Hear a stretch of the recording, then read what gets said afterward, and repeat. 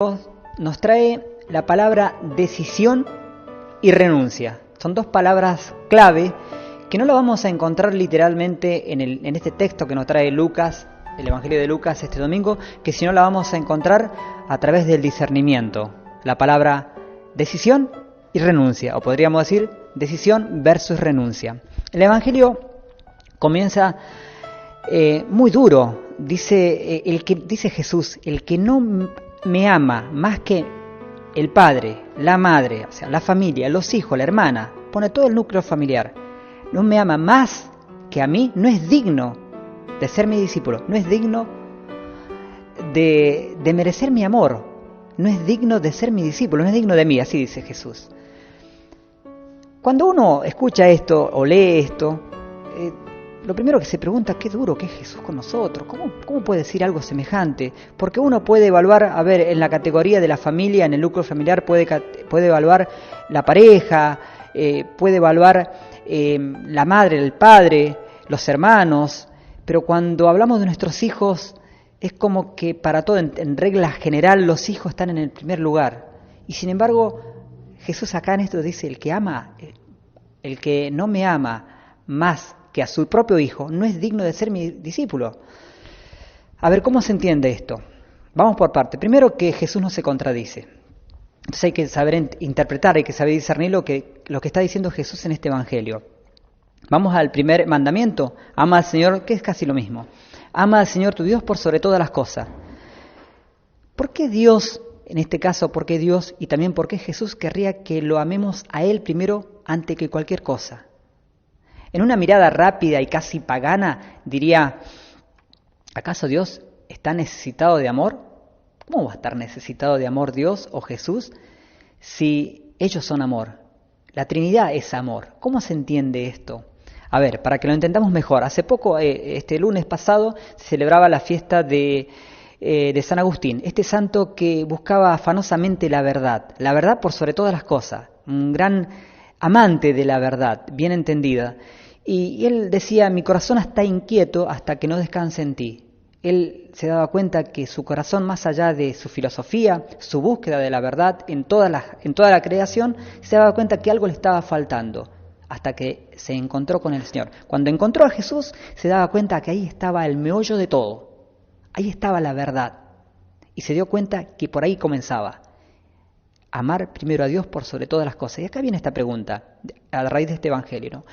¿Qué lugar ocupa Dios en tu vida?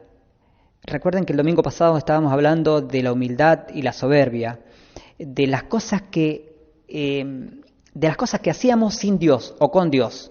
Entonces la pregunta que te trae este Evangelio, entre otras cosas, es ¿qué lugar ocupa Dios en tu vida? Primer lugar, segundo, tercero, cuarto, ¿qué lugar ocupa Dios en tu vida? ¿Y por qué Dios te dice, el que no me ama más que a lo suyo, que a su propia familia, no es digno de mí? ¿Por qué Jesús te dice esto? Porque amar a Jesús, amar al Maestro, es el amor en perfección. Eso es, cuando vos te descubrís que amar al Señor por sobre todas las cosas, empezás recién ahí a amar mejor. Porque estamos acostumbrados a querer, no a amar. Aunque sean tus propios hijos, aunque sea tu pareja, aunque sean tus padres, estamos acostumbrados a querer, porque queremos, de alguna manera, con un amor egoísta, para mí, no para el otro. No me importa tanto lo que el otro quiere, sino lo que yo quiero, lo que a mí me satisface. Entonces eso es querer, no es amor. En cambio, el amor del que habla Jesús, que es un amor completo, el amor de Jesús, y te pongo dos ejemplos. No solamente Él amó, primero nos dio el ejemplo del nuevo mandamiento, ámense como yo los amo, hasta dar la vida por el otro. Pero no solamente eso, sino que Jesús también dio la vida por los enemigos. Y eso es lo que proclamó Jesús, sin exigir absolutamente nada. Te ama sin pedirte nada a cambio, sin pedirte absolutamente nada. Y ese es el amor que exige Jesús, amar sin pedir nada. Eso es Jesús, porque Él te ama sin pedirte absolutamente nada. Te ama por lo que sos, por quién sos, no por lo que tenés. Bueno, amar a Jesús, amar a Dios, significa justamente, de esa manera podemos amar mejor a nuestros semejantes, mejor a nuestros seres queridos. Yo recién ponía el ejemplo de la familia, ¿no? Yo creo que, y no me canso de decir esto porque lo vivo en carne propia, que es la figura de un niño. Es tan simple encontrar a través de la mirada, la fragilidad, la inocencia de un niño, encontrar a Dios. Más aún, hay una palabra que es muy fuerte. Encontrar a través de la fragilidad y la inocencia de un niño, encontrar la omnipotencia del Creador en ese niño. Si no somos capaces de descubrir a Dios en un niño, en un bebé, en esa inocencia, en esa fragilidad, muy difícilmente lo vamos a encontrar en los adultos. Así que empecemos por los niños, por los más pequeños, en la fragilidad, en la inocencia. Ahí se esconde Dios, ahí se esconde la omnipotencia de Dios. Y cuando encontremos eso, vamos a empezar a descubrir el amor. Hay en otra parte, en el Evangelio, en Mateo 10, donde dice: no creen que he venido a traer la paz al mundo, he venido a traer la espada, que tiene que ver con esto mismo del que habla Jesús, ¿no? De confrontar la familia. ¿Cómo se entiende esto? ¿Por qué Jesús exige el amor a Él más que a los miembros de la familia? Porque Él es amor. Y algunos miembros de la propia familia, en el núcleo familiar, se da de que no todos pensamos de la misma manera. Es una realidad. Y a veces confrontar el Evangelio en el núcleo familiar significa a veces división, significa yo pienso distinto a vos, significa yo no creo lo mismo que vos estás creyendo. Entonces por eso lo que propone en este Evangelio Lucas es que todo se haga a la luz del Evangelio, que todo lo propongamos a la luz de los valores del Evangelio.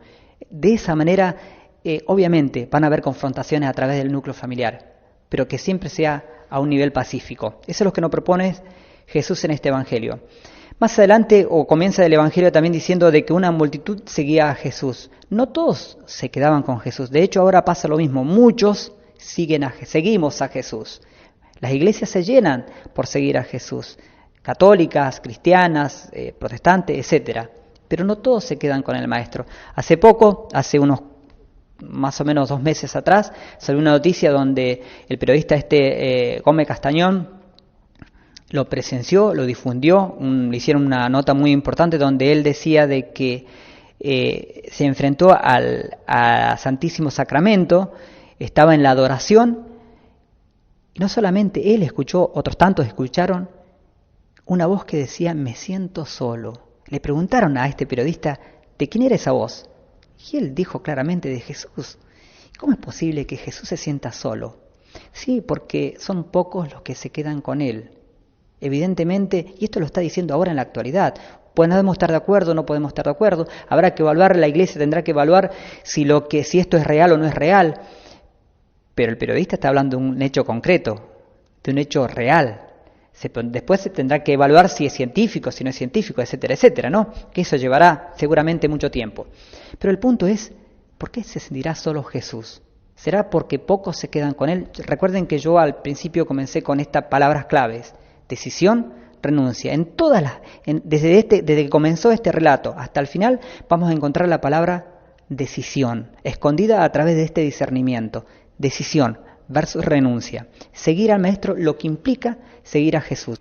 En el versículo 27 de este mismo capítulo encontramos donde nos dice Jesús: el que no carga con su cruz y me sigue no es digno de mí, no es digno de ser mi discípulo. ¿Cuál es tu cruz? Esto también lo hemos visto en otras reflexiones. No sé cuál es tu cruz. Puede ser tu enfermedad, tu soledad, puede ser tu familia, tu trabajo, cualquiera que sea tu cruz. Jesús te dice: carga tu cruz, no sin ella, con tu cruz. Se puede seguir. Hay otra parte en el Evangelio donde dice Jesús: vengan a mí los que están cansados y agobiados, que yo los aliviaré. Carguen con mi yugo, que mi yugo es suave y liviano. Fíjate vos la diferencia que hace entre el yugo de Jesús y el yugo nuestro, la cruz nuestra. La cruz nuestra es una obligación, la tenemos que cargar. Jesús dice: carga con tu cruz, no déjala ahí al lado, carga con tu cruz y seguime. Pero sin embargo, Jesús habla en otra parte donde nos dice que el yugo de Él es suave y liviano. Carguen con mi yugo, que mi yugo es suave y liviano. Cuando vos te decidís seguir a Jesús, el que carga con tu cruz, el que hace de cirineo tuyo, es el mismo Maestro. Es Él el que te ayuda a cargar tu propia cruz, cuando vos te decidís seguir a Jesús. Y Jesús te propone esto también, no solamente Él te ayuda, sino te propone que Él carguen con mi yugo, que mi yugo es suave y liviano. ¿Cuál es el yugo? ¿Cuál es la cruz de Jesús? La continuación de su obra, la iglesia, la continuación de su obra. Recuerden que les dijo al final cuando antes de ser ascendido al cielo, le dijo a los discípulos de Jesús, Jesús le decía, el maestro le decía a ellos, vayan y que hagan que todos los pueblos sean mis discípulos y bautícenlos en el nombre del Padre, del Hijo y del Espíritu Santo. Todos los pueblos. O sea, esa es la tarea que tenemos, ese es el yugo de Cristo. Seguir con ese mandato que le dejó a los apóstoles. Entonces esa es nuestra tarea también. Por supuesto, cruz significa sacrificio. Siempre la cruz está asociada al sacrificio. Se me ocurre poner un ejemplo muy claro y rápido, ¿no? Cuando un adolescente, un niño, o cualquier joven, o alguien que esté estudiando simplemente, se prepara para un 10, para estudiar, tiene que sacrificar horas, tal vez, de preparación, de dejar cosas, de renunciar a cosas para sacarse ese 10. Tendrá que prepararse bien para sacarse ese 10, ese excelente. Tendrá que dedicar horas a ese estudio, ¿verdad? Ahora, si te preparas para zafar, es muy probable que te pase eso, zafes. Hay muchos que en la vida se preparan para zafar. Seguir al maestro no puedes prepararte para zafar, tenés que estar preparado para el sacrificio. No podés zafar. De esto se trata, justamente. Cruz significa sacrificio y tenés que estar preparado para este sacrificio. El maestro hoy en este evangelio no te está pidiendo que zafes, te está pidiendo que lo sigas, que te sacrifiques en seguir al maestro. Y vas a encontrar el verdadero sabor del amor en esto de seguir a Jesús. Ponía 2 ejemplos Jesús también en este evangelio. Uno dice aquel que se dedica a construir una torre, si no prevé los gastos, si no calcula los gastos. Y el otro ejemplo que pone es el rey que va a la guerra, que cómo va a enfrentar al contrincante que viene con más hombres que él. Entonces tiene que evaluar de cómo va a enfrentar a ese contrincante, ¿no?, en la guerra. Tanto el rey, que se prepara para la guerra, o aquella persona que va a edificar la torre. Pones estas 2 parábolas. A ver, cuando habla de la torre, ¿de qué está hablando? Habla de la santidad, habla de seguir al maestro. Por eso yo hablo de la palabra decisión y renuncia. Cuando habla de la guerra, ahora lo vamos a explicar un capítulo de Efesios que lo traje preparado porque tiene que ver a qué nos enfrentamos. También habla de una guerra. ¿A qué nos enfrentamos en esta guerra? Cuando hablo de la torre, hablo de la santidad de seguir a Jesús. Hablo cuando levantamos la torre de la santidad. Se trata justamente de renunciar a otras cosas. Cuando vos te decidís seguir a Jesús, tenés que renunciar a algo. Si tenés 3 caminos, y Jesús en este caso te dice, seguime, tenés un camino, que el mismo maestro dice, yo soy el camino, tenés que renunciar a los otros 2. El ejemplo es muy claro. En el capítulo de Efesios 6, versículo 10 al 12, te dice lo siguiente, me parece muy válido para esto. ¿A qué nos enfrentamos? ¿A qué nos estamos enfrentando con esto que nos está pidiendo Jesús? Pablo dice lo siguiente, por lo demás, háganse robustos en el Señor con su energía y su fuerza.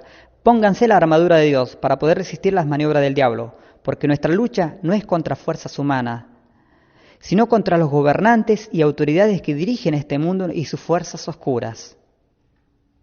Nos enfrentamos con los espíritus y las fuerzas sobrenaturales del mal. Esto es lo que dice San Pablo y a esto es lo que nos estamos enfrentando. Quiero concluir con esto. Todo en la vida es un decidir, como dice la canción. Y permanentemente estamos tomando decisiones. Seguir a Jesús implica santidad. Y fíjate qué paradoja es el ser humano, ¿no? La santidad es sanación. Cuando vos te decidís seguir a Jesús, que es santidad, que significa sacrificio, por supuesto, es sanación. Es sanación, te acercás a la sanidad. Entonces, muchas veces nosotros nos quedamos atrás, nos perdemos esta sanación, esta sanidad, por no saber, por no entenderla, porque creemos que la santidad es para algunos. Y a través del bautismo todos estamos llamados a ser santos. La canción dice, todo en esta vida es un decidir, o me voy contigo o me quedo aquí. Es tu elección. O renunciás y seguís al maestro, o te quedas ahí. Es tu elección. Hasta la próxima.